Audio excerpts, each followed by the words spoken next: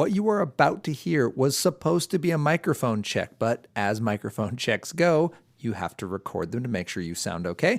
And it turned into a couple minutes of podcast gold, so I ended up just inserting it here. Now, I'm giving you this preface because we were not planning on saying these things. Therefore, we are not the most composed, and I think, therefore, the stories are even better. But you also need to make sure you don't judge us, because since this is a unique interview episode, you will hear us discuss portions of our technological youths that we would probably not insert on purpose, but they came out and we decided to throw it in here. So I hope you enjoy it. May it encourage you on the state of your children or your own tech childhood. And yeah, I do hope that it brings a smile to your face. All right, here we go. Microphone check with Justin Pavey. Go. Check, check, check, check, check, check, check, check, check, check, check, check. No, I'm sorry. Nickelodeon. Anyone? Oh, dun, dun, dun, dun, dun. Was that also the one with the dog where it's like, gave you like the dog that pees on the dog that pees. The dog that pees on the fire hydrant. It's like in between shows. Or was that Cartoon Network? Where That like sounds more like a Cartoon Network. It would like show like the dog would pee and like the Cartoon Network thing would like fly away and it would be like, be back after the break. After these messages, we'll be right back. Yes, that was it. All right, it was. Yes, you got it. All right, so I was not thinking Nickelodeon. I think Nickelodeon might have been like the radio, like the Cube radio station that I couldn't listen to. Like I don't think parents let me watch. Yeah, we only did Nick at Night because it was like the Dick Van Dyke Show and it was all black and white shows. We weren't allowed to watch the game shows or the cartoons or any of that stuff. Yeah, or the Simpsons. Oh yeah, so my dad and we would watch the Simpsons, but then my mom walked in one time, and it was the episode where Bart has the camera in, and she's like, "Phil, never again." And it was like, you know how usually it's kids, you know, and your parents walk in right when there's like an F-bomb. Yeah, and you're like, "Ugh." every time. But that was my experience as like a 6 or 7-year-old seeing my dad go, "Ugh." Oh, Phil. Yeah, on that note, my parent walking in moment, which I probably told you about before, was Diablo 2, where friends had brought it over, and I knew for a fact my dad did not want me to play. I was like, it's not my game. It's like, not my my friends, dad, yeah, it's my my friends are just going friends. to play it. And he walks in through the first cutscene, which is, for anyone who doesn't know, like literally just like a demon possession, like to the most horror movie extent. Everyone's drinking. It's kind of going like slow motion. It's in this bar and people are like spilling mead and laughing coarsely and slamming on tables. And then it turns to this guy who's like this cloaked dude dragging a sword behind him. And he was fighting his demons. And he was losing.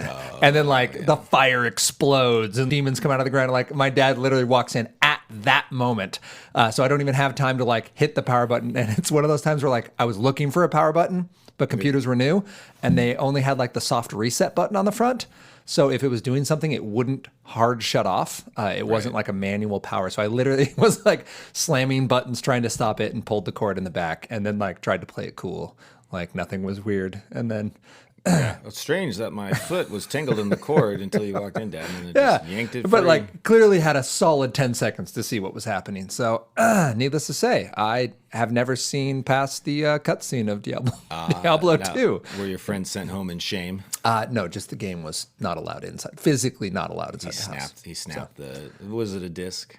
He did. That was Doom, where he snapped the disc. He physically. I was joking. No, Perfect. my favorite ever. This is like my parenting moment of like my childhood was playing Doom, and my dad had specifically said like, "Don't play Doom." And again, I ignored it. It came with the computer, I think, and like was playing it with some friends, and he came in and like saw us playing it, and then just like walked up to the computer and ejected the disc and just snapped it and walked away, and like never yelled and never brought it up again, and just like left us just like. I'm so scared. And that was like it. And it was old school gaming, right? So there was no like downloading it to your hard drive. I remember I kept trying to get the, was it the BAT file that was huge on that? So you couldn't fit it onto a floppy. So like at try as you might, like you could fit every other file, but this one file was like 3.5 megabytes and you couldn't split. Why didn't you just download it? Oh, wait. No, internet. Oh, wait. Hello, everyone, and welcome to the Gospel Tech Podcast. My name is Nathan Sutherland, and this podcast is dedicated to helping families love God and use tech. Today, we have a unique episode. I think I'm going to call it What the Tech, which For you OG listeners, know that that's actually what this podcast used to be called very early on. If you listen to episode 1, I believe we reference it as that. But we're going to this where it's more of like a deep dive into technology, into some nerd culture stuff. And I may occasionally bring on guests and do these little What the Tech dives with them. And today's guest is the one and only Justin Pavey. Welcome, Justin. Thanks, Nathan. Back 22 months later. 22 months later. If you go back to episode, I think it's like 4 out of all of our episodes, we're now in 101. Justin was on here. Go back and listen to it. It's actually quite good. I went and re-listened to it and I was like, hey, for number 4, like that wasn't terrible.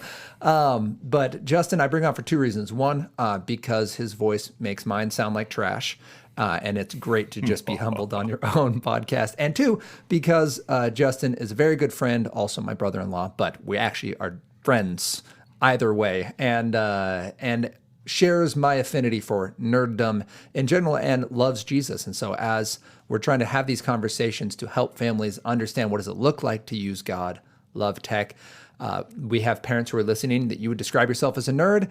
We have parents who don't even like the term, may not even know what that even references, and just would like all things digital to go away. So we are here to speak on behalf of those in the nerdy world, and also to remind ourselves of what is at the center of all that nerddom and how do we kind of break through that conversation. So that's what we're going to be doing. Justin's going to help us do it, and we're actually making good on a promise we made about halfway through that first podcast where we said, hey, if you have nerds in your family, like put a pin in it. We'll come back and talk about it. And we are right now. So with no further ado, let's get this conversation started. Welcome to the Gospel Tech Podcast, a resource for parents who are feeling outpaced and overwhelmed as they raise children in a tech world. As an educator, parent, and tech user, I want to equip parents with the tools, resources, and confidence they need to raise kids who love God and use tech.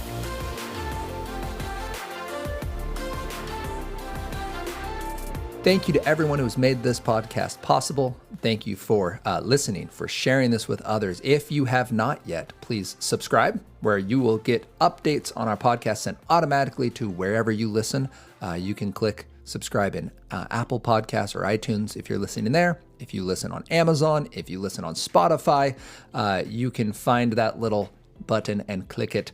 You can also listen to these directly off our website, gospeltech.net. Under podcasts, and you can stream them straight from there. They will update weekly. We also ask that you rate and review because it helps more people find us. So we ask for a 5-star review. If we are not 5-star material, we ask that you send us a note so that we can continue to improve. You can reach us, Nathan@gospeltech.net, or on social media at LoveGodUseTech on, and that's all just one word. You can find us on Facebook and Instagram. So thank you for being here and helping this work happen. Today we are talking What the Tech, we're talking nerddom, and we're specifically starting off with this idea that we promised we would talk about. We didn't know it'd be 22 months later, but what does it look like to live with a nerd in the family? So let's take a quick step back from that. Justin, you're here. Why don't you give us a quick update on 2 years of life, on what's been going on? And then I guess what does that look like for you to be raising kids in your nerdy life? Oh, absolutely. Yeah, in the last couple of years, the transition, it continues. I don't know if I yet would consider it complete. Living the more rural, if you prefer, lifestyles. So we are out on 6 acres, and in that time we've had chickens. We've had lots of chickens get eaten. We've had more chickens. They got eaten. We've now chickens like in trees, right? Like chickens like a battlefield, just like strewn about. Yeah, it's a way to teach your kids about life and death and replacing them with new chickens and cows and things like that. Learning to go out and tame the earth. And getting a crash course, it seems like every day, especially every spring, in the consequences of original sin. Because when we go to do yard work, my goodness, the curse on man is there in all of its sad, pathetic glory. We just pulled these. How are they back? Yeah, I think the weeding and working the earth reminds me more than anything else that this is a fallen world. And Hear. Yeah, exactly. So, just enjoying seeing the 4 kids, now ages 11, 9, 7, 5. continue to flourish out with, having a little room to roam and the opportunities that affords. And yeah, just continuing to enjoy being a family, trying to do things different than necessarily the direction we see a lot of our culture going, and just doing our best to raise them up in the way that the Lord would call us to do, Lord has called us to do. And yeah, that's the Paveys. Yeah. And so how does that, I mean, that's awesome, right? That Proverbs 22:6 of like, raise your children up in the way they should go, so that when they are grown, they will not stray from it. And that's not a promise. It's not if we do this right, then our kids are going to be great, but it's a command. It's parents. This is your job. Like, let's raise our kids up. So we do that in daily life. And as we're talking here, we're saying, hey, we're nerds, which can mean a lot of different things to different people. So I guess, one, would you describe yourself as a nerd? And two, what does it look like from whatever your stance is, like raising kids up with that kind of interest in your own way? I proudly accept the mantle of nerd. I wear epaulets proudly with my rank and insignia. Yeah, you hope to ascend to that full status one day. And I'm particularly proud because I've been a nerd my whole life, before the internet, before memes, before even video games. If in case you thought that wasn't possible, it is possible.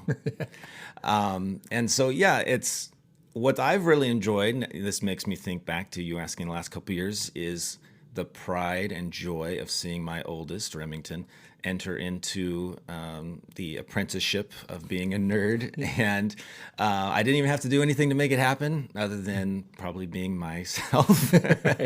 Yeah. And embracing the things that he's interested in, which lo and behold are probably pretty similar to the things I'm interested in. So yeah, I think there's a few things around the house that can give you some evidence. We have, I don't even know how many copies of The Lord of the Rings in hardback, soft copy, softback, all sorts of different ways. Some have pictures, some are just the words. Some, are ripped to shreds, and others are beautiful. That's one. I think every day I quote things. For example, "Be at peace, son of Gondor." I literally say that to my kids every day. They're not going to know it's from Tolkien. They're going to be like, this is just a quote Dad made up. For some reason, I'm a son of Gondor. Yeah. And so, I'll say that to my boys, my girls, and it's just whenever somebody's acting a little crazy. Peace, son of Gondor. Do you ever just quote that there will come a day when the courage of men fails? Yeah, and for those who've seen the movies, I usually say it with kind of a bubble in my throat, because I always noticed as a high schooler when that came out, my friend and I would just laugh every time, because it's like the actor Viggo Mortensen, that scene. It's like he has a bubble in his throat. Like, so, and I can't watch it now. How about that? Yeah, it just makes me laugh every time. So, so yeah, lots of terrible quotes. I reference things like The Last Starfighter with great frequency, which, if you know The Last Starfighter, fun fact that may or may not be true, but in my mind it is. It's the first movie to feature computer graphics in the special effects, or at least as the primary special effects. So I literally recently watched that with my dad, also a nerd, and it was as great as I remember. Oh, really? Though it's aged all right. Well, sort of. So what I hadn't realized before was 10% of the movie is actually in the starship cockpit, maybe more like 5%. The other is just fluff, because they clearly couldn't afford the budget of the special effects. Yeah, because it's all just like to get him into the ship, right? Yeah. Like it's like the arcade game and the alien finding him and like all that stuff. Spoiler alert. Sorry about that, guys. Yeah, but also it depicts a dream of mine as a kid. Like, oh, if I go play at the bowling alley arcade, maybe if I get the high score playing as Wolverine with, the X-Men 8-player co-op game. So good. I will be recruited to be an X-Men. Yeah. I did beat that game, but it did not happen. My dreams were dashed. Rats. All $20 in quarters wasted. Which, by the way, I'm going to throw this in right now. This isn't what I asked you, but we should insert right here. That was like a crazy dream for us growing up, of like, man, if I was good enough at video games, wouldn't that be cool if like someone was watching that and like came and brought me to this future I never even knew existed. And I did something of value, which, if you've ever read Ender's Game, can work against you folks. So no spoilers there, but read Ender's Game. In this case, like, this is a real thing now for kids. Like, you can have an 8, 10, 12, 14, 18-year-old who looks at gaming and says, if I'm good enough, I'm going to get recognized by a professional team, by a streaming service, by individuals out there who can actually make this a living for me. Like, that's not hypothetical, and that's not crazy anymore. The odds of it are, I mean, 1/10 of becoming a professional football player. It's literally a decimal point and 4 zeros and then a 4. So like that, those are your odds of making that, but it happens. I mean, just for an example, folks, there's 250 million gamers just in the United States. There's 100 paid professionals on teams. So that's like your esports sports teams like soccer and basketball teams. So FIFA and NBA have teams. Then you have games like Overwatch, League of Legends, Counter-Strike is actually still rolling, so CSGO is out there. And then you have a few people who are still running tournaments for things like StarCraft 2. Did I mention Dota? I don't think I did. So Dota 2, Defense of the Ancients, would be like the original pro game other than StarCraft. But there are people making paychecks, and then you have people who are like, streaming services. So, oh my goodness, they're all going to slip my brain. Dr. Disrespect is the only one I can think of. Don't watch that. He will swear and it'll make me look terrible. But that's the reason I use him is he was Entertainer of the Year 2 years in a row. And he's not great at video games, but he's great at showmanship. And now his full-time job is playing video games and people watching. If that makes your brain melt, just know he's doing very well, somewhat from the streaming services. He streams for YouTube, but also from just ads. He sells people's products and he puts their names out in front of millions and millions of people. So this idea of this movie you just referenced of like, this guy's playing an arcade game and he gets brought in to save the universe because he's such a good starfighter is actually something that kids are thinking like, oh, I'm playing Fortnite. There is a tournament for Fortnite. And actually a 15-year-old 2 years ago won $1 million from the UK. I believe it. So keep that in mind that when we're talking nerddom and future and opportunities, we can no longer say, well, that's not an option. We need to focus on something bigger than that because it still may not be a good option for our kids.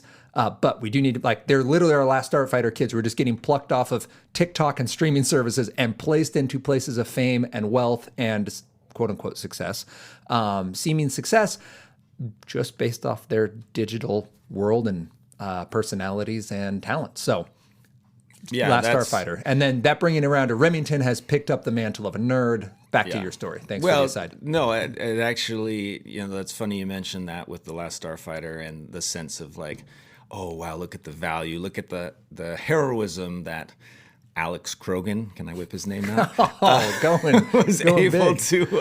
Was able to obtain. And so, yeah, it is such a weird shift in the world to think that kids could be thinking in terms of, I can make money doing this. I actually know a guy who he's trying to finish school. He's working as a developer, a software developer, and friends of his that he used to be on gaming teams with, they just went full-time with that. He went the school route, and now he is tempted to say, I'm going to finish school, but screw working in a regular place. I'm going to go join the team because they're all making more money than he will out of the gate as a new software developer. Oh, man, that's brutal. And so he sees that temptation into him. It's like, well, that was super fun. It's easy, and I get to hang out with my friends all day. So, yeah it can hit close to home because, in this conversation I was having with this guy, it was just kind of a joke, like, oh, cool gaming, you must be a professional or whatever. Yeah. And he's like, well, I actually used to be. Like, what game?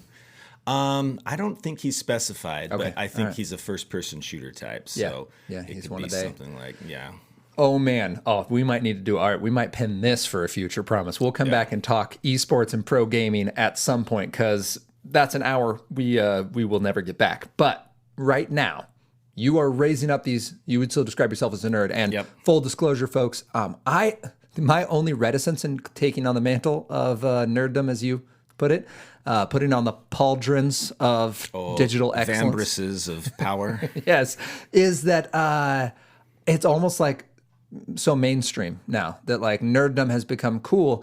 And specifically what I love about nerddom is not this idea of, well, I am passionate about video games specifically, but I'm passionate about like the story and about the experience and the adventure that comes with that. And I think that that's really powerful. And actually we had talked about bringing this up later, but I'm just going to read it now. Okay. So actually I will wait because I don't want to jump the shark here or just cut myself off, steal my own thunder.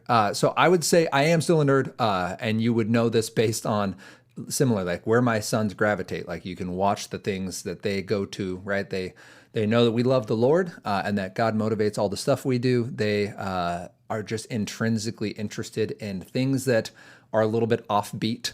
And whether that's like a type of board game or a story or a book cover, like they just like they'll pause on those things because their brains get captured by kind of the immenseness of it. And I feel like nerd culture respects a lot of that, not because it sells well, but because like it makes something inside their brains tick. Which brings us to, all right, so let's say we have a nerd in our family. So mom and dad, I'm talking to you. You have either a spouse, as my wife says, she was not fully told how nerdy I was prior to marriage. She would have liked to see this in writing. And I will say I've nerded out a lot more since then. I actually thought kind of from high school going into college, like, well, I'm going to college. And this is something you grow out of. Like you just aren't into Lord of the Rings as an adult. You're not into video games as an adult. You're not these are things that you grow out of because when you become a man, you put away the things of childhood, and these are clearly childhood things. So I did. And I graduated college and I started working, and we moved and I became a teacher, and I realized like it's been probably 8-10 years. And like, there's this part of me that like keeps coming to the surface and I don't know what to do with it, right? Just these thoughts or conversations or questions about things that don't exist or fictional books or like interests that I've gotten. Like, you know what? I'm going to find like a healthy way to express this. And obviously Justin was in my life and other friends who came in, and I realized like, man, this doesn't make me not love the Lord. At the time I was wrestling through my unhealthy gaming, and I thought that nerddom was the unhealthy part. And I realized, no, it's these video games. Like these video games are requiring more of my attention and heart than I should give them. So then we have this question. All right, families. We have a nerd in the family. They are drawn to this stuff. How do we love and support that young person or that spouse who seems drawn to the fantastical, the incredible, and the fictional? And then the second part of that is, what lines do we set? How do we know when it's just an interest and this is how they're wired and this is an unhealthy escape or distraction? Yeah, regarding the first part there, I think we even touched on it a couple years ago in our last conversation, where ultimately the foundation of the things that are interesting and exciting, the pursuit of adventure or heroism, we talk about this a lot in our house. It's like we know that the Lord is the source of every good thing, and the things about nerddom that are attractive, some of those things I just listed, are ultimately, they come from our love of and knowledge of Jesus and God. Like he's the one who put those things on our hearts. Like any person's sense of adventure or the getting choked up or teary-eyed because the music is stirring and somebody, is going to lay down their life for another. I mean, Jesus literally said, like, there's no greater love than that man would lay down his life for another. So it's like those things are at our core because they are things from him. So if there's a particular character or a scene, my favorite, Gondorian Yes, I do. death sequence, then it's like, are you talking Boromir? Yeah, absolutely. Oh, yeah. It's like that's what makes it so moving. Oh, it's so good. Is that you're actually getting a little glimpse and window into the Lord and the love that was shown and the power in him laying down his life for us.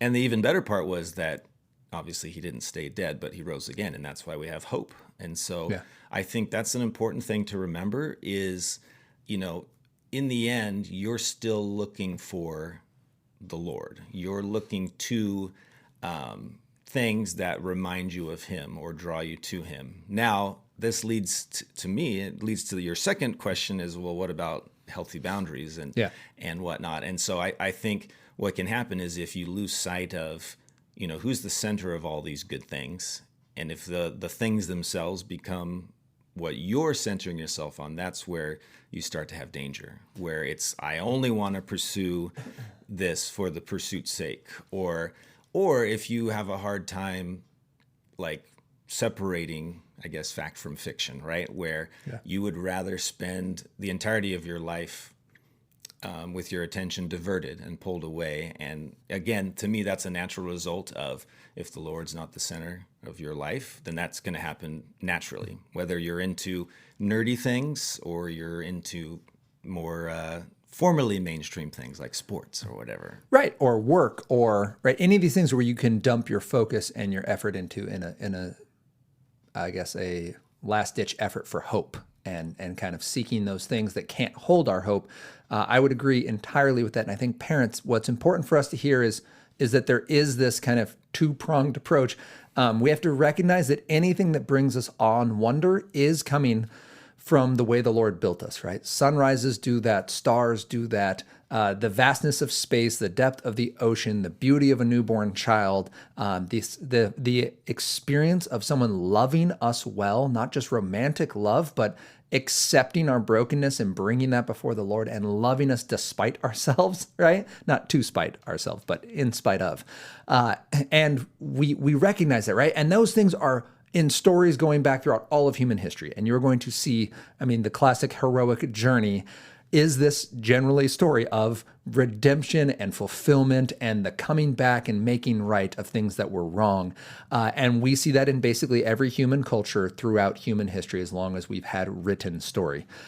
So video games, anime, like whatever the nerd is, fantastical stories, sci-fi stories, fiction in general, capture that, right? That is the idea, that we are recognizing this aspect of us that was built to see the wrong in the world and to hope for something better. But there are absolutely times where that idea, that escape becomes the hope. And now I can't handle real life, so I'm self-medicating with this escape. And this is where we look for health in our young people and we start to address those big questions. And I would say two things about this. One is the reset. So how do you know if it's healthy? Look at whether it affects, and the acronym we use is RESET, their relationships and responsibilities. Does it impede or improve their relationships and responsibilities, their emotions, their sleep, their enjoyment, and their time? If what they're doing helps them be better at their relationships and responsibilities, their enjoyment, their sleep, their emotions, and their time, then we're good. But if it impedes, if it gets in the way, if it distracts from, if it becomes the main thing, then we have a problem. And the question needs to be, is the problem this fictional outlet? Or is the problem something else and they're running to the fictional outlet? And I call this the blister and the pebble. And the example comes from my two younger kiddos. Last summer, Henry was running around. He's like, "Oh, Dad, my foot." And I pull off his shoe, and there's like a silver dollar sized blister on his foot because he was running around in wet shoes from the sprinkler without socks on, right? And you can't just fix that right away. You don't lance it, you don't remove it. It's a blister. It needs to be treated with care, wrapped up neatly and nicely, and cared for a week and a half, 2 weeks before that thing will be safe to operate on. Whereas Hadley, a couple days later, running around in the same cul-de-sac, "Oh, Dad, my foot," and I pull off her shoe, and her pudgy little 1.5-year-old foot has a pebble just jammed in the middle of it, right? Remove the pebble, put the shoe back on, and she's perfectly fine. And in technology and in nerd culture, we need to ask, is this problem we're seeing, this behavior that's affecting the reset, is this behavior the problem in itself? So is this video game causing those attitude problems? Is this video game causing the isolation? Is this video game causing the depression and anxiety? Or is the video game simply holding their attention because they have these things in another area of their life? And as a middle school teacher, I saw this in abuse occurring at home or in relationships. I saw this in mental conditions that were affecting their ability to function well. And video games were just their way to not fall off the side of the cliff.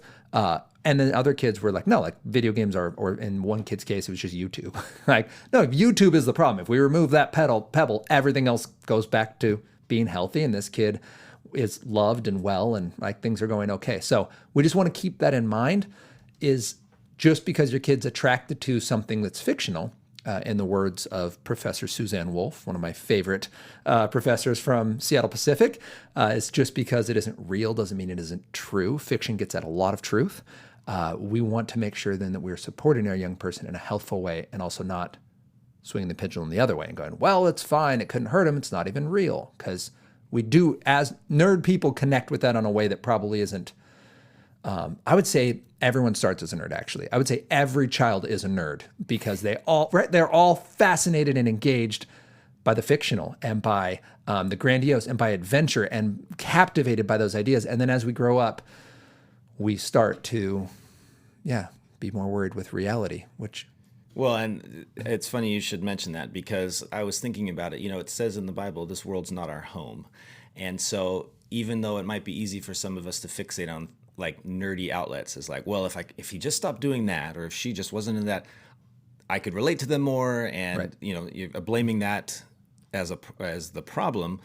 But in fact, I think a big struggle is that we forget this world is not our home and that we are not actually living in reality now. And let me see if I can explain that. So, we know that there's spiritual warfare. We know that there's an entire other world, I guess, going on outside there. And so I think a lot of these things that you're describing are actually things that people can do in so-called reality. It could be your work. It could be another thing where you're just living for right now because you're maybe in denial or forgetting that, this is not the end. And this is just, eternity for the believer has already begun. And this is just the tiniest little speck before we actually... Don't live for the dot. Exactly. I don't remember who said that. That's not my quote, by the way. I'll have to look that up. But yes, don't live for the dot, live for the line of eternity. So I think, as I was thinking about that, I think that kind of segues now to your Tolkien quote because I think he really speaks to that. So yeah, this was the thing I almost said earlier, but this is a quote from Tolkien, which I believe sets us up for this bigger discussion on, all right, what does it look like if I have a spouse who's in this way or a kid that I'm concerned about, or how do I know if I should be concerned? Tolkien's quote is simply this, and bear with me, it's a little bit long, but it's worth it, I promise. I have claimed, so this is Tolkien speaking, I have claimed that escape is one of the main functions of fairy stories, and since I do not disapprove of them, it is plain that I do not escape. Oh my goodness! All right, ready? Here we go. I have claimed that escape is one of the main functions of fairy stories, and since I do not disapprove of them, it is plain that I do not accept the tone of scorn or pity with which escape is now so often used, a tone for which the uses of the word outside literary criticism give no warrant at all. In what the misusers are fond of calling real life, escape is evidently, as a rule, very practical and may even be heroic. In real life, it is difficult to blame it unless it fails. In criticism, it would seem to be the worst because the better succeeds it. Evidently, we are faced by a misuse of words and also by a confusion of thought. Why should a man be scorned if, finding himself in prison, he tries to get out and go home? Or if he cannot do so, he thinks and talks about the topics other than jailers and prison walls. The world outside has not become less real because the prisoner cannot see it. In using the escape in this way, the critics have chosen the wrong word, and what is more, they are confusing not only by sincere error the escape of the prisoner with the flight of the deserter. And that's the key concept that I really like that Tolkien hits. There's a lot of kind of older prose format there, older syntax. So let's break it down. What he's saying here is we use this term escape of like, hey, escapism means binging on Netflix, watching video games, playing video games, talking about fiction, reading fiction, sci-fi, fantasy, right? We think often when we think escape, we think like World of Warcraft would be like the epicenter of that. And it has been very unhealthy for a lot of people. Tolkien is saying, no, we're going to use escape in a broader term. Escape is any time you're resetting your brain on the reality around us, right? So reality is that which, I guess, truth is that which best corresponds with reality, and reality is what happens when we're wrong. So I might think the world is one way, but if I act according to my set of rules, I might think that if I try hard enough that everything will go my way in life, right? That becomes my truth and I live by it. And then bad stuff happens to me and reality recalibrates, right? And it's like, well, either you weren't trying hard enough or that wasn't true. And he's saying when we escape, what we're actually doing is resetting our brains, not on the prison walls of this world, not on our finite life, but on the greater good that exists in God and his truth and love and righteousness. And when we do that, we actually think about home and we live now in light of that truth, not simply of this prison we're kept in. So escape, right? We would never hold it against escape of someone who's being wrongfully held and they escape to freedom, right? We are hearing that in the news right now. We recall stories from World War II of either prisoners of war or people from prison camps or concentration camps escaping to freedom. And we cheer those and we look positively upon those, but deserting would be the other side. There's someone in a fight, right? This is often how escapism is thought of. We're in a fight for reality. We're in a fight for our kids. We're in a fight here in the trenches of real life, and you are escaping. You are walking away from the battle, and you're just sitting on your own and doing nothing, right? And you are a waste of space. You're a waste of what we could have. Why don't you come back here and join us, right? And Tolkien saying, let's maybe reframe that, because that may not always be what's happening, because it's not real, right? Just because you don't see it doesn't mean it isn't true. And there might be a greater truth than actually the things we struggle with every day. So then that brings our question back to, I am concerned as a parent. I am concerned as a spouse, Justin. What do I do? Like, I have this reset opportunity. I have this concept of a pebble and a blister, but what can I do for this idea of understanding escape and knowing if it concerns me, if that concern is valid, and what can I do about that concern? Well, I think part of it, I just love that escape of the prisoner with the flight of the deserter. Like, you start to examine and evaluate and talk to the person in your life that you might be concerned about and evaluate. You know, we talked earlier about the reset concept that Nathan described. And I think rather than just from afar evaluating those things and, you know, filling out your own scorecard for that person, like, oh yeah, they're definitely not hitting any of those. You start to have a conversation with them and engage with them and talk through those things. I mean, there's nothing wrong with literally talking through those categories and just to understand better their experiences, what they're going through, and their mindset. Because I think that will start to give you evidence of, okay, is this escape, capital E, Tolkien style, or is this, you know, are you deserting me? Or are you deserting your relationships or your responsibilities? Let alone, are you deserting biblical truth by instead turning your heart and your love for false idols? Yeah, which we're going to get to in just a moment. I want to just return to that idea of, I think, validating the experience for both people, which that might sound like crazy hippie talk to some people listening. So I won't stand for no hippie talk. You bear with me here, because it is really important. This is something that I've seen as I've grown and as I'm raising kids and as I deal with my own wife who is like, why are you a nerd?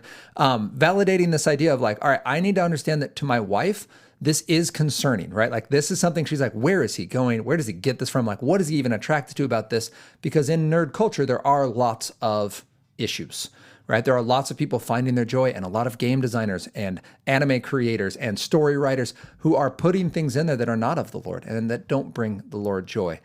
So we want to address those and understand, hey, my spouse, my kids, the person I'm dating maybe, is concerned about this. That's a valid concern. I don't need to write that off just because I know where my heart is. And on the flip side, parents, significant others who aren't in a place of nerddom, to validate that, like, you're not going to unnerd your child. That's not your spot. This is not a problem to fix, okay? It's very possible that nerddom is a problem for them in this, and I would compare it to anything that's a problem. So growing up, I had a friend who was huge into skateboarding, and if anyone grew up in the 90s, you know that skateboarders were hellions. And this kid was a hellion, okay? He got kicked out of a local private school. Oh, excuse me. He got kicked out of a local public school, got sent to the city near us, went to a private school, got kicked out of the private school for punching a teacher, and generally spent his time skateboarding, stealing the chromies off of cars, the metal air pressure caps, and the hood ornaments, right? Like, this, just literally one of those guys that's just getting in trouble. And now he runs a nonprofit and is helping people get free from addiction and talking about the persecuted church around the world. The Lord has grabbed his heart, but guess what? He still skateboards and he surfs and he's taught his kids to do that. And you did not break this passion he had. The Lord broke the sin that went with that passion. And I would just say, in the world of nerddom, you're not going to break this person's desire to see something better than the reality we see, right? That's a great optimism and a great passion that the Lord has put there. You absolutely can redirect their heart. And so parents, spouses, this is what I want to talk about. If This is tied in with another sin. If it leads to pornography, if it leads to anger, if it leads to, even just when I said validating your feelings of sadness and isolation, and you're watching this person, as I've heard families say, slip away, and their heart and their what God has put in them, their soul is going into this video game world, and that's where their investment now lies, and there is no fruit of the Spirit. Now we have an issue, and it needs to be done in relationship, and it absolutely will not be done by you just saying, that part of you doesn't exist, become something different. But it's going to come from reminding them what that actually is. They may not even know what this nerd heart of theirs is. They just know that this is the stuff that makes their brain turn on and work in a normal day. So Justin mentioned biblical standard. Let's talk about that because that's the second thing we do. So first is we're going to deal with it in relationship. We're going to go where they're at, and we're going to validate. We're going to recognize that our feelings are valid. Hey, I'm concerned about what's happening. And now we have a conversation about that. Then we recognize that their feelings are valid. This is interesting to me. This is exciting to me. I don't know what to do other than this thing, which with me in video games, I'd gamed, so I haven't gamed in over a decade. But when I quit video games, I had basically never made it more than, a very small amount of time without playing a video game. And video games were a major part of how I thought through life. So it can be overwhelming, even if getting rid of them is the right choice. Yeah, it can be overwhelming. We want to love them where they're at. So when we looked and we saw Tolkien's great breakdown, and I'll just run through this. We look at the Bible when we say, all right, what does the Bible tell us about nerd culture? Well, first it tells us that there's a standard for nerddom. Okay, Philippians 4:8. Justin, you want to read us that? Why don't you take it away? Absolutely. Finally, brothers, whatever is true, whatever is honorable, whatever is just, whatever is pure, whatever is lovely, whatever is commendable, if there is any excellence, if there is anything worthy of praise, think about these things. So first of all, I mentioned why I brought Justin on here, is to make my voice sound terrible. Thank you, Justin. Philippians 4:8 gives us a standard. It needs to be true, honorable, just, pure. There are absolutely things we go to in the fantasy world that are not. There are games we play where just the content is not, where the things we have to do in the game is not. And it's too far for fun. And the Lord is asking us to trust him and to give up even that heart we have for that escape and seeing the good out there. We need to change it, right? We also then look not just to what the content is, but Galatians 5:22 says, but the fruit of the Spirit is love, joy, peace, patience, kindness, goodness, faithfulness, gentleness, self-control. Galatians 5:22 is talking about what we produce. So Philippians 4:8 says, hey, is what you're listening to, what you're watching, what you're engaging, what you're playing, what you're reading, is it true, honorable, just, pure, lovely? Galatians 5:22 says, all right, but what about you, right? That book, that game, that thing, that movie, that discussion may be fine for this person, but what's it doing to your heart? Because I know Justin still plays video games. And I cannot. Okay, I just can't, because the fruit that is produced when I play video games is not love, joy, peace, patience, kindness, goodness, faithfulness. That's not what comes out of me. In fact, if you go 3 verses before that, Galatians 5:19, this is more of what video games produce in me. This says, now the works of the flesh, we're given that we have the things of the Spirit, right? And things of the flesh. The works of the flesh are evident. This is from, again, Galatians 5:19. Sexual immorality, impurity, sensuality, idolatry, sorcery, enmity, strife, jealousy, fits of anger, rivalries, dissension, division, envy, drunkenness, orgies, and things like these. These are the things that come out when we are plugged into the wrong source. And if your escape produces these, there's a problem, right? And that's where we go in prayer. And that's where we go back to validate your concern and pursue it in relationship. Don't just lock it down. Don't just shut them out. Find a way to connect that relationship, because that's really the work Jesus is asking for. Jesus isn't saying never have these excited moments of reading something fictional. He's saying, no, never let that lead to these things. And if this is what's coming up, it's coming from your heart, right? And we need to repent of it, and we need to remove whatever is causing that and replace it in a way that is going to help us glorify God. And that's what Paul's saying in Romans 8. If you go to Romans 8:5, it says, for those who live according to the flesh, what we just read there in Galatians 5:19, set their minds on the things of the flesh, but those who live according to the Spirit set their minds on the things of the Spirit. For to live with your mind set on the flesh is death, but to set your mind on the Spirit is life and peace, is Romans 5:8, or Romans 8:5-6. Yeah, 8:5-6. So we need to set our minds on things of the Spirit, which is Philippians 4:8 and Galatians 5:22. So remember, it's not just Tolkien who talks about nerddom. The Bible actually addresses it, which brings us to, I guess, our closing notes for today. We've covered a lot of ground that we didn't plan, but we did plan this. When we think about then nerd culture, nerddom in general, we're raising up a person, we're married to a person. What are some things we can do that aren't digital? We know video games are out there. We know YouTube. We know Netflix. We know all that.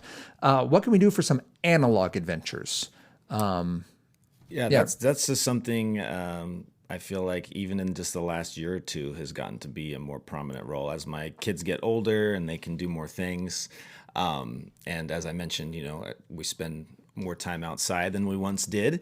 There's even a tradition in the Pavey household is my oldest, whenever it's his birthday, this is 3 years running now, we'll just have a huge Nerf battle. And he has his friends over, cousins over, and it's time to just get pegged repeatedly all over with various Nerf artillery pieces. Yeah. And that's just something the that dads lose repeatedly on this. Yeah. We try to have, I gather up the uncles, grandpa, and take some shots, hopefully get in a few along the way. And it's literally something year round that the kids reference and talk about, and, we got to do this one next year or whatever. And so it's just things like that where it's, okay, I'll admit I've accumulated a few Nerf rival guns along the way, but you know what? I never had them as a kid. So. Yeah. What was the one you just got for Christmas? Because that thing, what is it? It's called the Hyper. Hyper is goodness. I think that's Nerf trying to,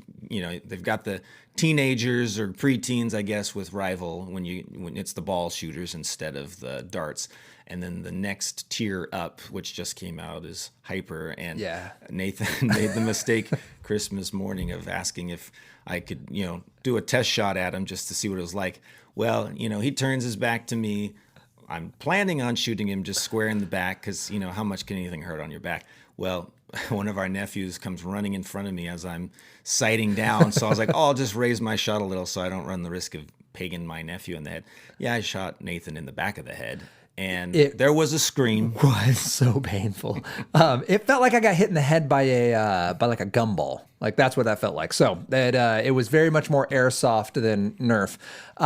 Those RIMS parties are awesome, and that idea of this is outdoor. So I know some parents are not comfortable with kids pointing simulated weapons at each other. I get that. For Owen's birthday, we did laser tag. So we just went on Amazon and got whatever the $20 set of 4 was, and they played in driving rain to their heart's content, and we made obstacles out of cardboard boxes. We literally we went the day before to Costco and said, hey, we need some extra boxes, and they let us leave there with a carload full of boxes that we taped together as barricades.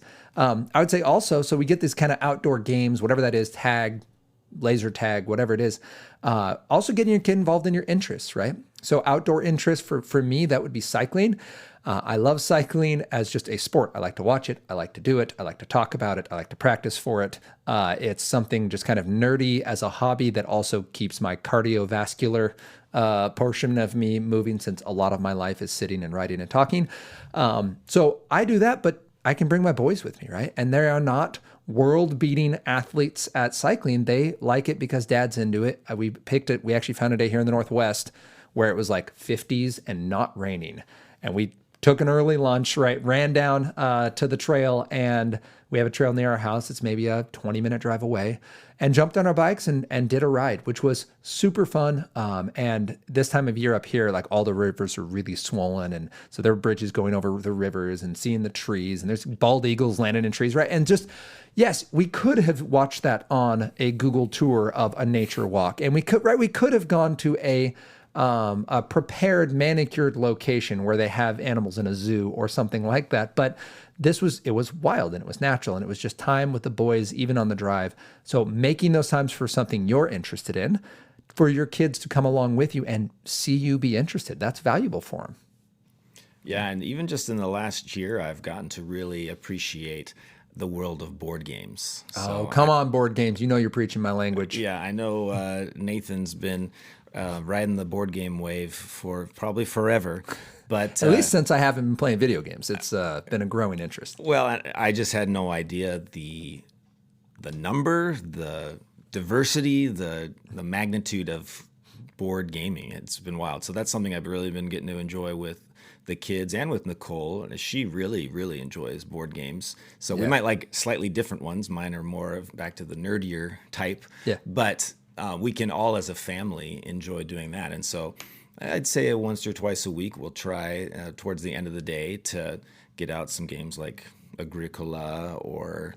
Good game. Yeah, I know Nicole. It looks like Agricola, by the way. Yeah. If you see that one. That's the... Yeah, my kids call it agriculture or farmer, since it might is as well- Latin for farmer. So literally just farmer. So, yeah, that's a great one. By the way, board games, I do want to put a caveat on this because there is some misunderstanding. People think of board games like they think of books, like they're somehow magical. And if we just had everyone read more books and play more board games, then world peace would be at hand. I just want to remind you that Hitler read a lot of books. So that isn't going to fix us. There are board games that are certainly better than video games, but there are also some board games that are crazy unhealthy and really negative and deal with dark subjects that are going to turn your heart and mind away from those beautiful Philippians 4:8 and Galatians 5:22 things. So just because it doesn't have a screen didn't make it magically good. Please still gauge the content. I will tell you that for myself, right, there are certain games that I'm just like, hey, I like the game. I like how it plays. I love the artwork. I love all the things that are game and nerd about it. I do not like the lore, right? What goes into this story? What's motivating the characters? What is the thing you're fighting for or about, right? And there are some games where it's not good if you actually look at what's happening. So please pay attention to what's being played. Don't just pick up any game and expect it to be magical. But Agricola, farmer, Ticket to Ride, Carcassonne. I know Downforce is one that my family has fallen in love with. It's a very simple Formula One race car game, and I've played it with my two nephews who are getting into college next year. Both of them engineers, very, very, I would say, into technology. They dug it. Like, they both loved it, and I've played it with my 6 and 8-year-old sons. And so you can satisfy a wide range of young person with that particular game. You never knew you could race cars with playing cards, did you? No, but I'm so satisfied that I now can. Just a couple more options. I would say whatever you can do to get your kid into serving their community. I know that Nicole takes kids to a local food bank, and that's an awesome way to get your kids just out and seeing what the Lord is doing and what meeting physical needs does. Again, a nice way to tether them to reality in an optimistic way. And anything, I would say, related to the arts. The one that I've said before here, and I'll say again, is just Art Hub for Kids on YouTube. They have free lessons. They're positive. There's a wide range, again, of abilities.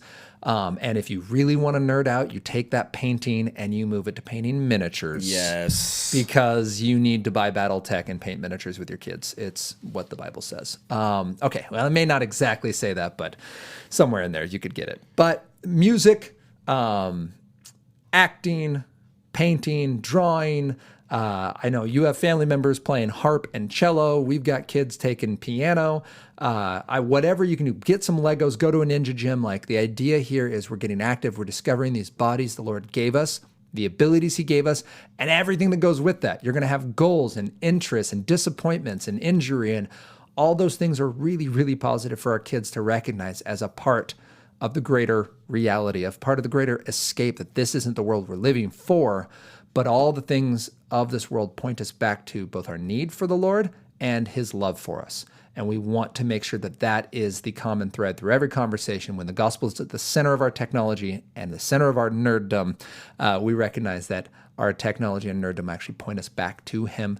And it also is a wonderful limiting factor on how far we allow our passions to take us. So do you have anything else for the good of the order for today, Justin? Nope, other than go find yourself some miniatures to paint, because it may very well be that my kids, and sometimes me, enjoy that more than playing the games they come with. Which is a real thing. Yes. That just, it's not easy, by the way. Don't think that it's easy. But Yeah, you can go look that up on your own time.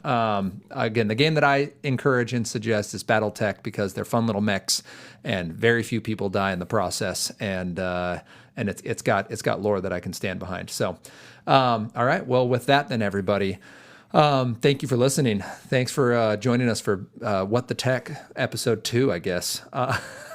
2 years removed. If you have any questions, please reach out, nathan@gospeltech.net. You can find us again on social media at Love God Use Tech, and join us again next week as we continue this conversation about how we can love God and use tech.